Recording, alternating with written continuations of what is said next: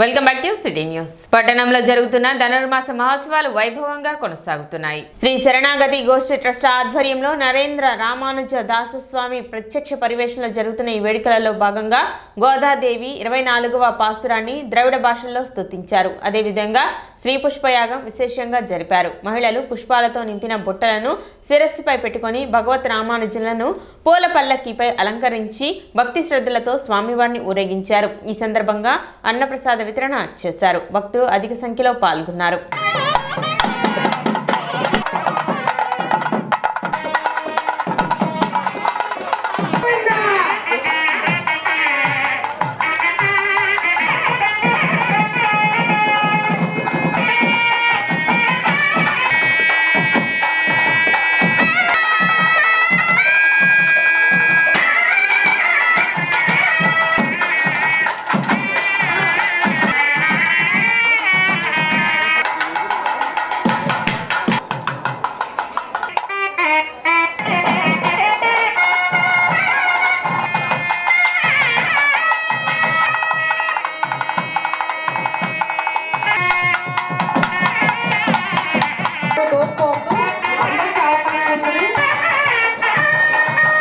అత్యంత వైభవంగా జరుగుతుండటానికి కార్యక్రమంలో చూడండి వేద ఘోష అటువంటి మహకి ఈ శరణాగతి గోష్ఠి ₹1,00,000 సుమారుగా 11 సంవత్సరాలుగా ధనుర్మాస వ్రత మహోత్సవాలు జరుగుతున్నాయి.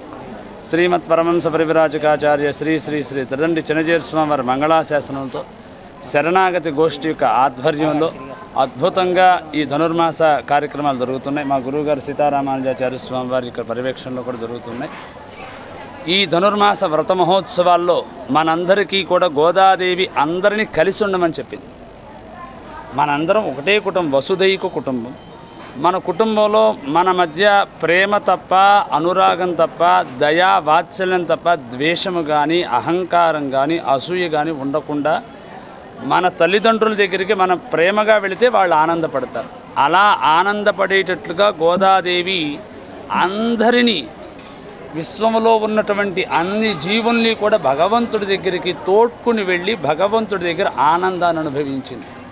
అలా ఆనందాన్ని అనుభవిస్తూ మాకు ఇలాంటి జన్మ ప్రసాదించిన భగవంతుడా నీకు మంగళమని వాళ్ళ రోజున ఒక అద్భుతమైనటువంటి మంగళాశాసనం చేసింది గోదాదేవి. అండ్రి ఇవ్వళహం అళిందాయ్ అడిపోతి అంటూ ఒక అద్భుతమైనటువంటి గానాన్ని మంగళాశాసనాన్ని చేసింది భగవంతుడికి గోదాదేవి. ఎల్లుండి జరిగేటువంటి వైకుంఠ ఏకాదశి అత్యంత అద్భుతంగా జరుగుతుంది శరణాగతి గోష్ఠిలో.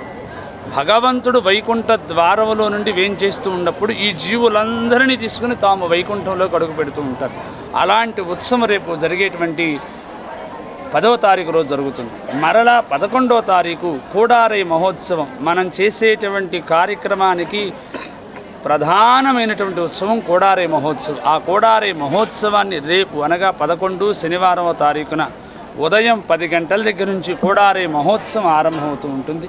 పుష్పవాచన అడిపోర్తి ఉత్సవం అనేటప్పటికీ స్వామి యొక్కనేప్పటికీ అమ్మవారు స్వామివారిగా చేరేది జీవాత్మ పరమాత్మ.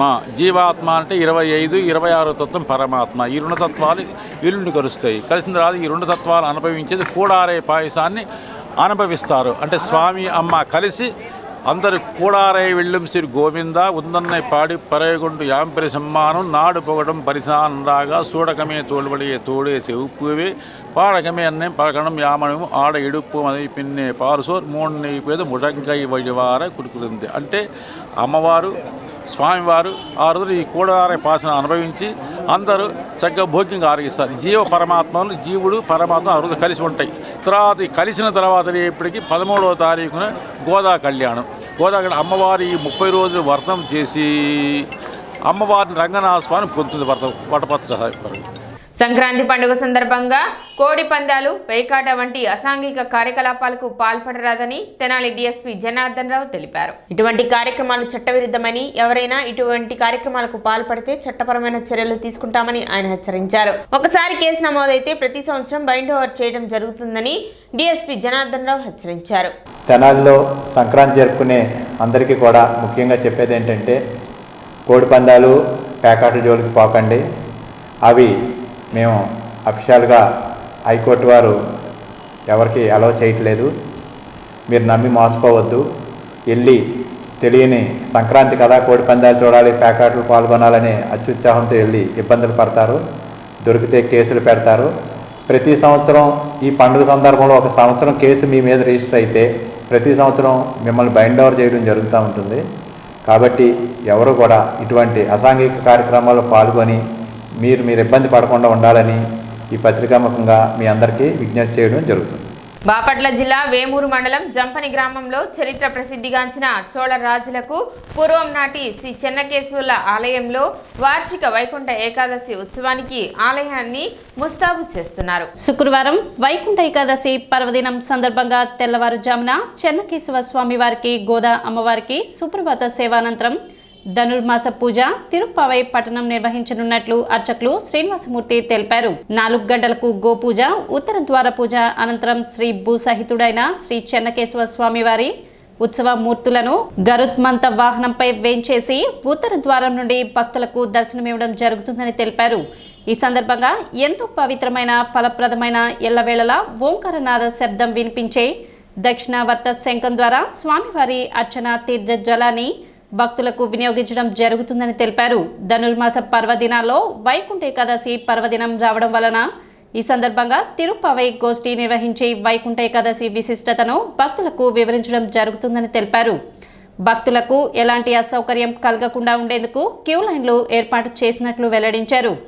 మండలంలోని పెరవలి కేశవ మాధవ ఆలయం, చావలిలోని వేణుగోపాలస్వామి ఆలయం, వేమూరులోని వేణుకేశవ వేణుగోపాలస్వామి ఆలయాలలో వార్షిక ఉత్సవాలు నిర్వహించనున్నట్లు అర్చకులు తెలిపారు. శ్రీ చెన్నకేశవ స్వామి వారి యొక్క దేవస్థానంలో ఈ ఏడాది వైకుంఠ ఏకాదశి పర్వదినం అనగా 10వ తేదీ శుక్రవారం వైకుంఠ ఏకాదశి పర్వదినాన్ని పురస్కరించుకొని తెల్లవారుజామున సుప్రభాత సేవ అనంతరం తిరుప్పావై పట్టణం స్వామివారికి గోదామ్మవారికి విశేష అర్చనాది కైంకర్యాదులు, తదుపరి గోపూజ, ఉత్తర ద్వార పూజ అనంతరం శ్రీభూసహితుడైనటువంటి శ్రీ చెన్నకేశవ స్వామి వారి యొక్క ఉత్సవమూర్తులను గరుత్మత్ వాహనంపై వేంచేపు చేసి భక్తులందరికీ కూడా ఈ ఉత్తర ద్వారం నుండి దర్శనం ఇవ్వడం జరుగుతుంది.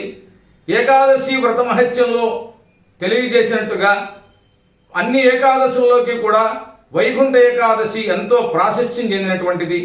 ఆ రోజున కనుక శ్రీమన్నారాయణుణ్ణి లక్ష్మీ సమేతుడిగా ఉత్తర ద్వారం నుండి దర్శనం చేసుకునేట్టయితే సకలమైనటువంటి కోరికలను తీరుస్తాడట. అలాగే వైకుంఠ ప్రాప్తిని కూడా కలిగింపజేస్తాడట. అటువంటి వైకుంఠ ఏకాదశి పర్వదినం రోజున ప్రతి ఒక్కరూ కూడా స్వామివారిని ఉత్తర ద్వార దర్శనం చేసుకుని ఆ స్వామి యొక్క అనుగ్రహానికి పాత్రలు కావాల్సిందిగా మనవి చేస్తూ, ఈ సందర్భంగా అకార ఉకార మకారాలతో కూడినటువంటి ఓం అనేటువంటి శబ్దం వస్తూ ఉన్నటువంటి దక్షిణావర్త శంఖం, ఎంతో పవిత్రమైనటువంటి ఆ శంఖ తీర్థ జలాన్ని భక్తులందరికీ కూడా వినియోగించడం జరుగుతుంది. తెనాలిలో మంగళవారం రాత్రి ఉద్రిక్తత చోటు చేసుకుంది. మున్సిపల్ అధికారుల అనుమతి తీసుకోకుండా పట్టణ రజక చెరువు కోడలిలో ఇప్పటికే నిర్మించిన దిమ్మపై కొందరు అంబేద్కర్ విగ్రహం ఏర్పాటు చేసి దిమ్మకు ప్లాస్టింగ్ పనులు చేస్తున్నారు. సమాచారం తెలిసిన పోలీసు, మున్సిపల్ అధికారులు అక్కడికి చేరుకొని విగ్రహ ఏర్పాటుకు అనుమతి తీసుకున్నారా అని నిర్వాహకులను ప్రశ్నించారు. ఈ నేపథ్యంలో వారి మధ్య వాగ్వాదం చోటు చేసుకుంది. తెనాలిలోని అంబేద్కర్ గారి స్టాచ్యూ 91లో 14 మంది ప్రాణాలు పోగొట్టుకున్న ఆ స్ఫూర్తితో రామ్ విలాస్ పాస్వాన్ గారు ఇక్కడ శంకుస్థాపన చేశారు. తర్వాత కొన్ని దుష్టశక్తులు ఎవరింట్లో విగ్రహం పెడతలా, అంబేద్కర్ గారు విగ్రహం పెడుతుంటే కొన్ని దుష్టశక్తులు కోర్టుకు వెళ్ళాయి. కోర్టు గౌరవ సుప్రీంకోర్టు కాన్స్టిట్యూషన్ రాసిన అంబేద్కర్ గారు అంటే అందరికి ఇష్టం కాబట్టి కమిషనర్ గారికి, కలెక్టర్ గారికి, ప్రిన్సిపల్ సెక్రటరీకి పర్మిషన్స్ ఇవ్వండి అని స్పష్టమైన ఆర్డర్స్ ఇస్తే గుంటూరు కలెక్టర్ గారు విగ్రహాన్ని కట్టుకోండి, రోడ్డు డివైడింగ్ చేయండి అవసరమైతే అని ప్రొసీడింగ్స్ ఇచ్చాడు. పార్లమెంటు స్నేహంతో వృద్ధించాలని మేము దీన్ని చేసాము. కరోనా వలన ఇది కొంత పెండింగ్ పడింది, డబ్బులు లేక. ఈరోజు 60 లక్షల ఎస్టిమేషన్ ఈ విగ్రహం.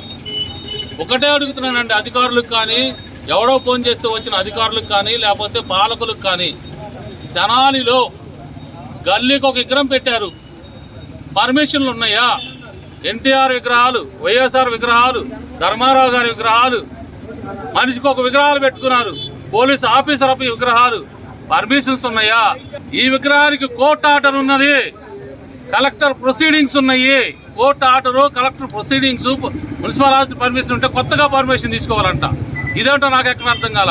బిఆర్ అంబేద్కర్ గారి విగ్రహం అనేది చాకల్ చెరువు దగ్గర నిర్మాణం చేయడం జరుగుతుంది.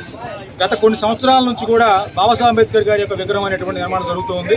మన దగ్గర క్లియర్ కట్గా ఆ రోజుల్లో రోడ్డు వైండింగ్ చేస్తూ ఈ చుట్టుపక్కల ప్రాంతాల్లో బాబాసాహెబ్ అంబేద్కర్ గారి విగ్రహం పెట్టుకోవచ్చు అని చెప్పేసి కోర్టుకు కూడా వెళ్ళేసేసి ఆ తర్వాత కోర్టు డైరెక్షన్ ఇస్తే కలెక్టర్ గారి దగ్గర నుంచి తెనాలి మున్సిపాలిటీకి రావడం జరిగింది. అదేవిధంగా ఈ ప్రాంతంలో బాబాసాహెబ్ అంబేద్కర్ గారి విగ్రహం అనేది ఎందుకు పెడుతున్నాం, దేనికి పెడుతున్నాం అనేటువంటి జనాలకు తెలియాలి. మెయిన్ పాయింట్ ఏంటంటే ఇది కారంచేడు, చుండూరు, చెవులూరు, కొల్లిపర, పిప్పర, దొంతాలి, గరగరపల్లు, ఆగిరిపల్లి ఇట్లాగా చుట్టుపక్కల ప్రాంతాల్లో జరిగినటువంటి ఉద్యమాలకు స్ఫూర్తిగా వాళ్ళకి డెడికేట్ చేస్తూ ఎవరైతే దళిత ఉద్యమంలో చనిపోవడం జరిగిందో, ఎవరైతే ఈ దళిత ఉద్యమం కోసం పనిచేశారో, ఎవరైతే ఈ చుట్టుపక్కల ప్రాంతాల్లో వాళ్ళ యొక్క జీవితాలను త్యాగాలు చేశారో వాళ్ళ కోసం డెడికేషన్ గా ఈ బాబాసాహెబ్ అంబేద్కర్ విగ్రహం అనేటువంటిది ఈ ప్రాంతంలో నిర్మాణం జరుగుతూ ముందుకు వెళ్తా ఉంది. గుంటూరు కృష్ణా జిల్లాల గ్రాడ్యుయేట్ ఎమ్మెల్సీ ఎన్నికల్లో కూటమి అభ్యర్థిగా ఆలపాటి రాజేంద్ర ప్రసాద్ పోటీ చేయనున్నారు. ఈ సందర్భంగా కలెక్టరేట్లోని వివిధ సెక్షన్లలో ఉద్యోగులను కలిసి తనకు మద్దతు ఇవ్వాలని ఆలపాటి కోరారు. ఏపీ గవర్నమెంట్ ఎంప్లాయీస్ అసోసియేషన్ జిల్లా అధ్యక్షులు చాంద్ బాషాతో పాటు టీడీపీ నాయకులు పెదకూరుపాడు బుజ్జి తదితరులు పాల్గొన్నారు.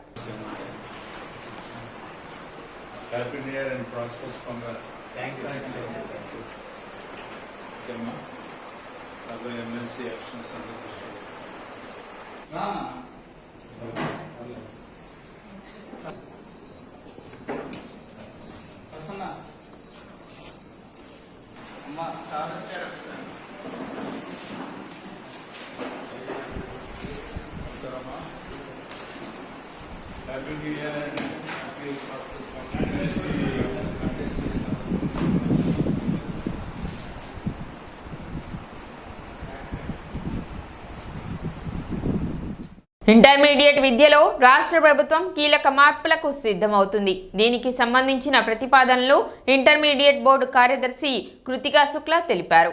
ఇంటర్ విద్యలో సంస్కరణలపై విద్యార్థులు, తల్లిదండ్రులు, విద్యావేత్తల నుంచి సలహాలను ఆహ్వానిస్తున్నట్లు ఇంటర్ బోర్డు కార్యదర్శి కృతికా శుక్లా చెప్పారు. జాతీయ కరికులం చట్టాన్ని అనుసరించి సంస్కరణలు చేపడుతున్నట్లు తెలిపారు. 2025-26 విద్యా సంవత్సరం నుంచి ఇంటర్ ఫస్ట్ ఇయర్ కు ఎన్సీఆర్టీ పాఠ్యపుస్తకాలను ప్రవేశపెట్టనున్నట్లు వివరించారు. సిలబస్ లో మార్పులతో పాటు సబ్జెక్ట్ కాంబినేషన్లకు ప్రతిపాదనలు చేస్తున్నట్లు చెప్పారు. ఇందులో భాగంగా ఇంటర్ ఫస్ట్ ఇయర్ ఎగ్జామ్స్ తొలగించి అంతర్గతంగా పరీక్షలు నిర్వహించనున్నట్లు కృతికా శుక్లా వెల్లడించారు. ఇంటర్ బోర్డు వెబ్సైట్ లో ప్రతిపాదనలు ప్రజలకు అందుబాటులో ఉంచుతున్నట్లు పేర్కొన్నారు. గత 6 నెలల నుంచి మన ఇంటర్మీడియట్ ఎడ్యుకేషన్లో ఉన్న stakeholders, parents, students, public organizations నుంచి కొన్ని సజెషన్స్ వచ్చినాయి. అదే కాకుండా మన నేషనల్ ఎడ్యుకేషన్ పాలసీ మరియు నేషనల్ కరికులం ఫ్రేమ్వర్క్ కూడా పరిగణనలో తీసుకొని ఆనరబుల్ మినిస్టర్ గారు ఇచ్చిన గైడెన్స్తో కొన్ని రిఫార్మ్స్ ప్రపోజ్ చేయడం జరిగింది. దాన్ని ఈరోజు మీ ముందుకు పెట్టి పబ్లిక్ నుంచి ఒపీనియన్స్ తీసుకుంటున్నాం. అంటే ఈ రిఫార్మ్స్ ఒకసారి ఇంప్లిమెంట్ చేస్తే ఇంటర్మీడియట్ ఎడ్యుకేషన్లో ఉన్న 10 లక్షల పైన స్టూడెంట్స్కి ఇంపాక్ట్ అవుతుంది. కాబట్టి ఈ రిఫార్మ్స్ మీద పబ్లిక్ ఒపీనియన్, సజెషన్స్, ఆబ్జెక్షన్స్ అన్నీ తీసుకోవడానికి ఈరోజు ఇది పబ్లిక్ డొమైన్లో ఓపెన్ చేస్తున్నాము. 26 జనవరి కల్లా దీని మీద మన BIEreforms@gmail.com వెబ్సైట్కి ఈ ఒపీనియన్స్ ఎవరు కూడా పంపించేసుకోవచ్చు. అఖిల భారత యోజన మహాసభ గుంటూరు జిల్లా 21వ మహాసభ నగరంలో జరిగింది. కొత్తపేటలోని సిపిఐ కార్యాలయంలో నిర్వహించిన మహాసభలో ఏఐవైఎఫ్ రాష్ట్ర అధ్యక్షులు రాజేంద్రబాబుతో పాటు వలి, చైతన్య, ఇతర నాయకులు పాల్గొన్నారు. ఈ సందర్భంగా భగత్ సింగ్ విగ్రహం నుంచి సిపిఐ కార్యాలయం వరకు ప్రదర్శన నిర్వహించారు. నిరుద్యోగులు, యువతకు కూటమి ప్రభుత్వం ఇచ్చిన హామీలను వెంటనే అమలు చేయాలని నేతలు డిమాండ్ చేశారు. వివిధ శాఖల్లో ఖాళీగా ఉన్న పోస్టులను భర్తీ చేయడంతో పాటు నిరుద్యోగ వృత్తిని వెంటనే ప్రకటించాలన్నారు. గుంటూరు నగరంలో జిల్లా మహాసభలు నిర్వహించుకుంటా ఉన్నాము. ముఖ్యంగా అఖిల భారత యోజన సమాఖ్య నాటి నుంచి నేటి దాకా ఎన్నో ఉద్యమాలు చేసింది. విద్యార్థి యువజనులకి చదువు తగ్గ ఉద్యోగాలు కావాలని కోరుతా ఉన్నాము. నేడు రాష్ట్రంలో మనం చూస్తూ ఉన్నాము గత ప్రభుత్వం 2,65,000 ప్రభుత్వ ఉద్యోగాలు భర్తీ చేస్తానని ఆయన ఉద్యోగాన్ని ఊడగొట్టుకొని జగన్మోహన్ రెడ్డి గారు ఇంటికి పరిమితమయ్యారు. ఇప్పుడున్న చంద్రబాబు నాయుడు గారు మేము రాగానే, లోకేష్ గారు రాగానే మొదటి జాబ్ క్యాలెండర్ జనవరిలోనే విడుదల చేస్తామన్నారు. మేము ఒకటే హెచ్చరిస్తా ఉన్నాము, మీరేదైతే హామీలు ఇచ్చారో విద్యార్థులకు నిరుద్యోగ భృతి 3,000 రూపాయలు ఖచ్చితంగా ఇవ్వాల్సిందే. ఈ రాష్ట్రంలో ఉన్న ఉద్యోగాలు మొత్తం భర్తీ చేసిందే కాకుండా తక్షణమే యువకుల పక్షాన యువకుల పాదయాత్రలో మీరు ఏవైతే చెప్పారో అన్నీ అమలు చేయాలి. లేని పక్షంలో గత ప్రభుత్వానికి ఏ గతి అయితే పట్టిందో మీ ప్రభుత్వానికి ఆ గతి పట్టించడంలో అన్ని వర్గాల ప్రజలు మొత్తం కూడా వెనకాడరు. దాన్ని దృష్టిలో పెట్టుకొని మేము అధికారంలోకి వచ్చాం. అధికారం రాకముందు మంచి మల్లన్న, అధికారం వచ్చాక బోడి మల్లన్న అనే విధంగా కాకుండా తక్షణమే ఇప్పటికైనా మీరు ఎన్నికల హామీలు ఏవైతే పొందుపరిచారో అంగన్వాడీ సమస్యల పరిష్కారానికై సిఐటియు ఆధ్వర్యంలో anganwadi workers and helpers union చేపట్టిన నిరసన దీక్షలు కొనసాగుతున్నాయి. కలెక్టరేట్ ఎదుట కూటమి ప్రభుత్వం అంగన్వాడీలకు ఇచ్చిన హామీలను వెంటనే నెరవేర్చాలంటూ ఆందోళన చేపట్టారు. ఈ సందర్భంగా రాష్ట్ర ప్రధాన కార్యదర్శి సుబ్బారావమ్మ మాట్లాడుతూ అంగన్వాడీల సమస్యల పట్ల ఈ ప్రభుత్వం నిర్లక్ష్యంగా వ్యవహరిస్తుందని ధ్వజమెత్తారు. అర్హత ఉన్న హెల్పర్లకు ప్రమోషన్లు ఇచ్చి మినీ సెంటర్లను మెయిన్ సెంటర్లుగా మార్చాలని డిమాండ్ చేశారు. కూటమి ప్రభుత్వం అంగన్వాడీల సమస్యలను పరిష్కరించకపోతే ఈ నెల 10న అన్ని కలెక్టరేట్లను ముట్టడిస్తామని హెచ్చరించారు. ఈ కార్యక్రమంలో ఏవిఎన్ కుమారి, దీప్తి మనోజ, అనూష, రాజకుమారి, రాధా, సిఐటియు జిల్లా అధ్యక్షులు లక్ష్మీనారాయణ తదితరులు పాల్గొన్నారు. ఇప్పటికైనా ప్రభుత్వం వెంటనే స్పందించి జిల్లాలో అర్హులైన అందరికీ హెల్పర్లకి ప్రమోషన్ ఇవ్వాలి అని చెప్పేసి మేము డిమాండ్ చేస్తా ఉన్నాం. హెల్పర్ల ప్రమోషన్ ఇవ్వకపోతే పెద్ద ఎత్తున పోరాటానికి అంగన్వాడీలు సిద్ధమవుతారని చెప్పేసి కూడా ఈ సందర్భంగా హెచ్చరిస్తా ఉన్నాం. ఎంత అన్యాయం అంటే హెల్పర్లు ఖాళీ అయిన పోస్టులో హెల్పర్ల ప్రమోషన్ ఇవ్వాలి అని చెప్పేసి జీవో ఉంది. ఈ జీవో ప్రకారం మన జిల్లాలో దాదాపు 16 మంది హెల్పర్లకి అర్హులేను అని చెప్పేసి ఆల్రెడీ కలెక్టర్ గారు ఇంటర్వ్యూలు కూడా చేశాడు. ఇంటర్వ్యూలు చేసి అర్హులను తేల్చిన తర్వాత ఇప్పటికీ 8 నెలలు అయిపోతా ఉంది. ఇంతవరకు ప్రమోషన్లు ఇవ్వాల. అర్హులమేనా అని చెప్పేసి అనేక సార్లు అధికారులను కలుస్తున్నాం, పీడీలు కలుస్తున్నాం, కలెక్టర్ గారిని కలిసాము, డైరెక్టర్ గారిని కలిసాము, కానీ ఇంతవరకు అతీగతి లేదు. సిటీ న్యూస్ ముగించే ముందు ముఖ్యాంశాలు మరోసారి.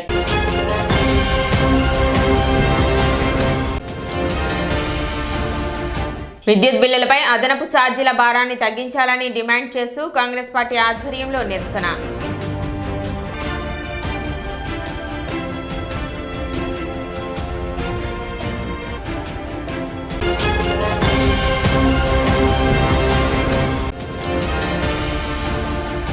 సంక్రాంతి పండుగ నేపథ్యంలో అసాంఘిక కార్యకలాపాలకు పాల్పడితే చట్టపరమైన చర్యలు, డీఎస్పీ జనార్దన్ రావు హెచ్చరిక.